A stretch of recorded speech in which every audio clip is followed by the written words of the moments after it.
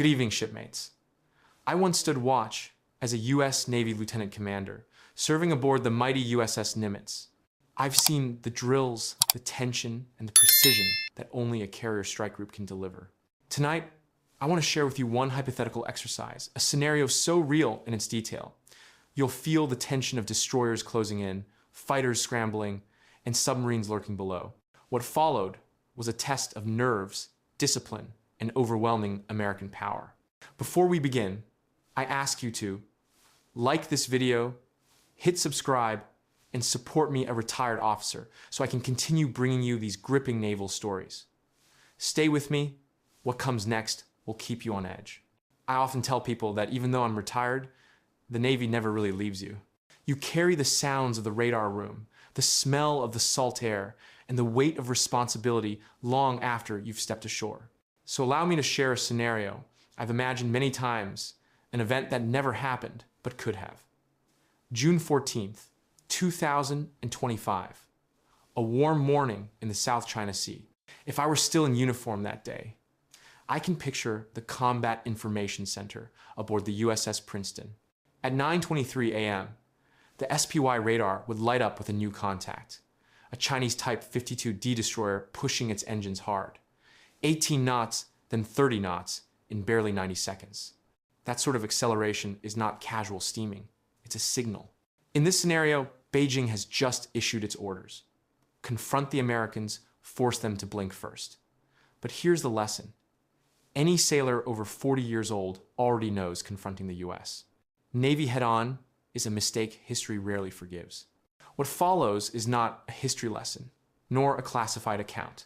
It's simply the way a retired officer imagines the tension, the choices, and the razor's edge between peace and catastrophe. I remember how the spy radar could paint a target so cleanly you'd think you were looking at it through binoculars. In this imagined June morning, the Princeton's operators would call out the classification within minutes. A Chinese Type 52D destroyer. Range, roughly 110 miles. Bearing steady. Speed climbing, fast. Now, here's the part most civilians don't grasp. Ships don't sprint unless they mean to send a message. Going from 18 to 30 knots in a minute and a half is like a man running into a crowded room with fists raised. It doesn't take a genius to see trouble coming. In my mind's eye, the Combat Information Center stays calm. The tactical action officer notes the bearing, the range, the acceleration. Every sailor in that darkened space knows the math. At that speed, the Chinese ship would close to weapons release range in just over 15 minutes. Once there, her YJ-18 cruise missiles could cover the gap in under 4 minutes. Deadly fast. But here's the balancing truth. The USS Princeton, a Ticonderoga-class guided missile cruiser, carries a wall of steel. She's equipped with 122 vertical launch cells loaded with SM-2 seconds, SM-6 seconds, and other weapons. Far more firepower than any captain would ever want to unleash in peacetime. With a range of up to 240 miles, those missiles could destroy incoming threats long before they ever reach the horizon. This is where discipline matters. Any rash move, any twitch of panic, and you don't just risk your ship, you risk war. In this scenario, the captain's voice cuts through the room. Calm, steady. We'll watch, we'll log. Let's see how badly they want to embarrass themselves. And that's the first rule of naval chess.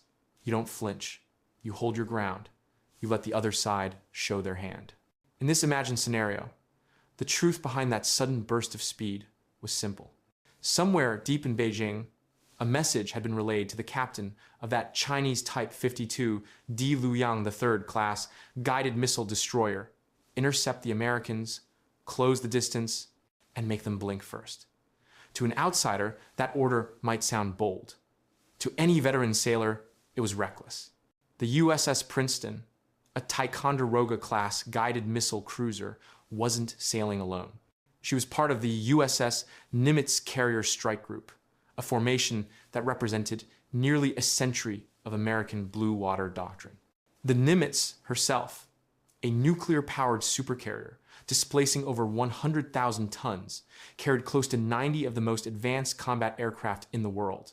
Around her were escorts, the destroyers USS Chunghoon, Arleigh Burke class, and USS Kidd, Arleigh Burke class, all linked together by cooperative engagement networks that turned multiple ships into one seamless shield. Now, add the reality of the sea around them. Within a 50-mile radius, radar would show more than 46 commercial ships. A Singapore-flagged container vessel stacked high with semiconductors. A South Korean LNG tanker carrying natural gas worth hundreds of millions. Merchant traffic flowing like veins of the global economy, $3.4 trillion worth of trade passes these waters every year. That's the real reason the US Navy patrols these lanes. It's not about a flag planted on a reef. It's about stability, freedom of navigation. The simple guarantee that a tanker from Busan can reach Los Angeles without intimidation. Beijing's order to intercept didn't just threaten an American warship, it threatened the lifeblood of global trade. And for the US Navy, that was never a line you let someone else cross. When Beijing gives reckless orders, the response of an American carrier strike group is never improvisation, it is choreography. I can imagine how the USS Nimitz CVN, a nuclear-powered supercarrier, adjusted her flight operations with the precision of a Swiss watch. On her deck, nearly 90 combat aircraft waited for the word, each pilot strapped in, each crew chief moving with the rhythm that only years of practice can produce. Meanwhile, the escorts shifted like pieces on a chessboard. The USS Chung Hoon, DDG-93, an Arleigh Burke-class destroyer, slid into position on the carrier's starboard side. The USS Kidd DDG-100, also Arleigh Burke class, mirrored her on port, together with the USS Princeton CG-59, a Ticonderoga-class cruiser. They formed a defensive shell radar scanning, missile tubes primed, every system sharing data in real time through cooperative engagement capability. Overhead, the E-2D Hawkeye airborne early warning aircraft orbiting at 25,000 feet gave commanders what we used to call a God's eye view. Its radar could sweep hundreds of miles, and on this imagined day, it would detect new blips rising from the Chinese carrier Shandong CV-17. Those radar returns matched J-15 Flying Shark fighters climbing south as if they could actually threaten a US supercarrier. From my years in uniform, I can tell you this is where the Navy's calm professionalism shines. Nobody panics, nobody races to push a button. Instead, the strike group tightens its formation, every sailor knowing his role. The message is silent, but unmistakable.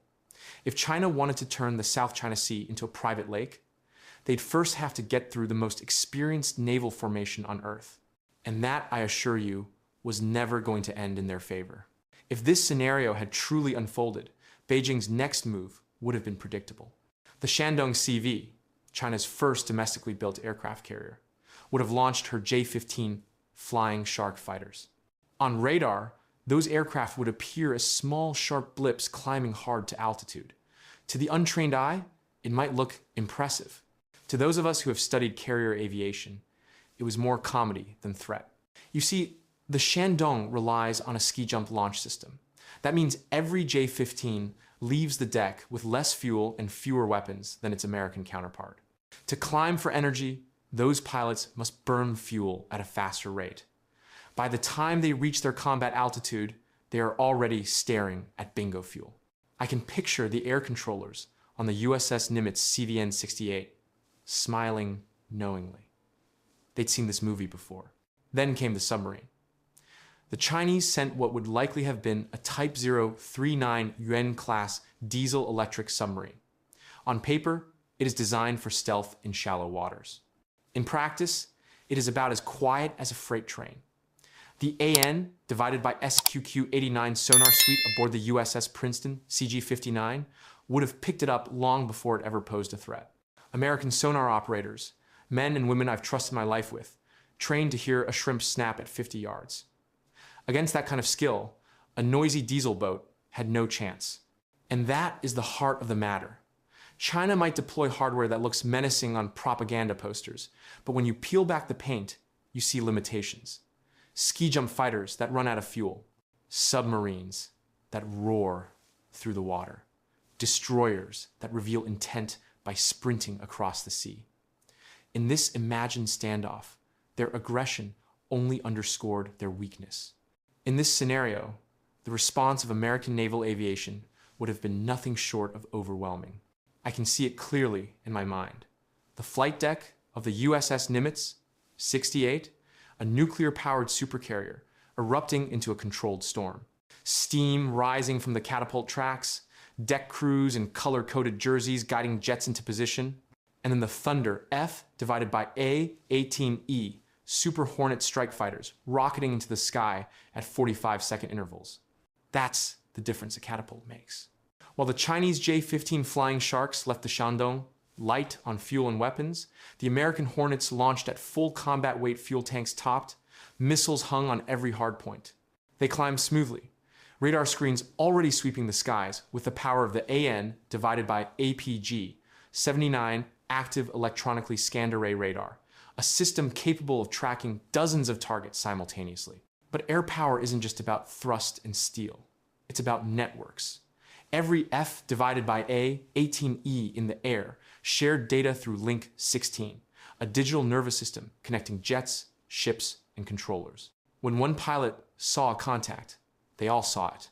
The Chinese, by contrast, relied on voice radio calls and individual sensors, a method that might have worked in 1975, but not in the 21st century battle space. Then the jammers arrived. The EA-18 Grams Growlers, electronic warfare variants of the Super Hornet, established their orbits and activated AN divided by ALQ-99 jamming pods. Almost instantly, the Chinese picture collapsed. Their radars filled with ghost contacts, phantoms multiplying, merging, then vanishing. Real American fighters became invisible shadows. What had started as 4 Hornets might suddenly appear as 12, or none at all. That's the kind of edge the US Navy has perfected for generations. Technology, training, and discipline blended together. In this imagined clash, the Growlers didn't need to fire a missile. They simply erased the enemy's ability to see. And in modern air combat, if you cannot see, you cannot fight. In any confrontation at sea, there's a line you never want crossed. In this imagined standoff, that line came when the Chinese Type 52D Luoyang 3 class destroyer switched its Type 346 amperes phased array radar from search mode to fire control mode and locked onto the USS Nimitz CVN-68. That is the naval equivalent of pointing a loaded gun at someone's chest. You haven't pulled the trigger yet, but you've made your intentions clear. Inside the Combat Information Center, aboard the USS Princeton CG-59 Ticonderoga-class cruiser, I picture the atmosphere tightening like a drum. Every sailor knows what a fire control lock means. For 30 seconds, the Chinese illumination burned across the sky. Long enough to say, we could have shot you. Not long enough to justify a self-defense launch. That is what we call choreographed aggression, reckless, dangerous, and one mistake away from war. The tension didn't stop on the surface. Overhead, one J-15 Flying Shark fighter broke formation and dove aggressively toward an American F divided by A-18E Super Hornet. Fighter pilots call it a thump, a close pass meant to rattle the other guy. But the Hornet's pilot, a graduate of Top Gun, rolled inverted, slid behind the J-15 and locked him in his sights within seconds. Helmet-mounted display glowing, infrared seeker locked on. One squeeze of the trigger would have sent an AIM-9X Sidewinder straight into the Chinese jet's exhaust. But the trigger wasn't squeezed. Discipline held. That's the difference. American pilots are trained to win the fight without starting the war. And sometimes, the greatest show of strength is refusing to take the shot you've already earned. In any confrontation at sea, there's a line you never want crossed. In this imagined standoff, that line came when the Chinese Type 52D Luoyang III class destroyer switched its Type 346 amperes phased array radar from search mode to fire control mode and locked onto the USS Nimitz CVN-68. That is the naval equivalent of pointing a loaded gun at someone's chest. You haven't pulled the trigger yet, but you've made your intentions clear. Inside the Combat Information Center, aboard the USS Princeton CG-59 Ticonderoga-class cruiser, I picture the atmosphere tightening like a drum. Every sailor knows what a fire control lock means. For 30 seconds, the Chinese illumination burned across the sky, long enough to say, "We could have shot you," not long enough to justify a self-defense launch. That is what we call choreographed aggression, reckless, dangerous, and one mistake away from war. The tension didn't stop on the surface. Overhead, one J-15 Flying Shark fighter broke formation and dove aggressively toward an American F divided by A-18E Super Hornet. Fighter pilots called a thump a close pass meant to rattle the other guy. But the Hornet's pilot, a graduate of Top Gun, rolled inverted, slid behind the J-15, and locked him in his sights within seconds. Helmet-mounted display glowing, infrared seeker locked on, one squeeze of the trigger would have sent an AIM 9X Sidewinder straight into the Chinese jet's exhaust. But the trigger wasn't squeezed. Discipline held. That's the difference. American pilots are trained to win the fight without starting the war. And sometimes, the greatest show of strength is refusing to take the shot you've already earned. In this imagined clash, the Chinese thought they were running the play. But the ocean has layers, and beneath those layers lurked the true masters of stealth. I'm talking about the Virginia-class nuclear-powered attack submarine, the kind of boat designed to slip into an enemy's backyard without so much as a ripple. For 8 days in this scenario, one such submarine had been shadowing the Chinese formation, silent, patient, watching. And then, at the perfect moment, her captain ordered an emergency surface just 6 nautical miles from the Shandong carrier. To any Chinese lookout with binoculars, the sight would have been shocking: a black steel hull, 7,800 tons of American submarine, breaking the waves like a breaching whale. Now, let me tell you, no weapon was fired, no hostile act committed. But the message was louder than a broadside. We've been here the whole time. We own the undersea domain. Every admiral in Beijing would have understood what that meant. Their sonobuoys, their helicopters, their hull-mounted sonars, all of it had failed. And just as quickly as she appeared, the submarine slid back beneath the surface, a shadow once more. That's psychological warfare at sea. The reminder that the most dangerous threats are often the ones you never hear until they choose to show themselves. In the end, every aggressive move eventually meets its limit. In this imagined encounter, the Chinese effort unraveled not with an explosion, but with exhaustion. The J-15 Flying Shark fighters that had launched so boldly from the Shandong CV were now limping back one by one, fuel gauges flashing red. Some landed with barely enough kerosene to keep their engines alive, others touching down in emergency conditions. A ski jump carrier simply couldn't sustain fighters in a prolonged standoff. The Type 52D Luoyang III class destroyer, which had sprinted across the waves to challenge the USS Princeton, slowed to a crawl. Her fire control radar had long since gone silent, her captain choosing discretion over disaster. Even the Type 039 Yuan-class submarine, once the hidden piece of the puzzle, had been exposed and tracked so thoroughly that her presence was meaningless. From the American perspective, no shots had to be fired. The USS Nimitz, CVN 68, and her escorts held formation, their aircraft returning in perfect order, their superiority established without bloodshed. And so, as the sun dipped low over the South China Sea, the Chinese strike group turned north. Official statements would later call it a completed exercise. But everyone watching knew the truth. They had come to intimidate. They had left humiliated.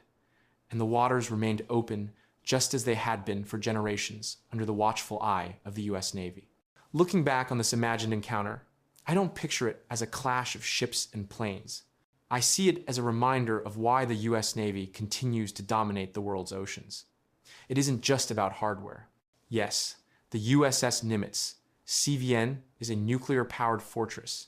And yes, the F divided by A-18E Super Hornets and EA-18 Grams Growlers bring unmatched capability to the skies. But steel and electronics alone don't win these contests.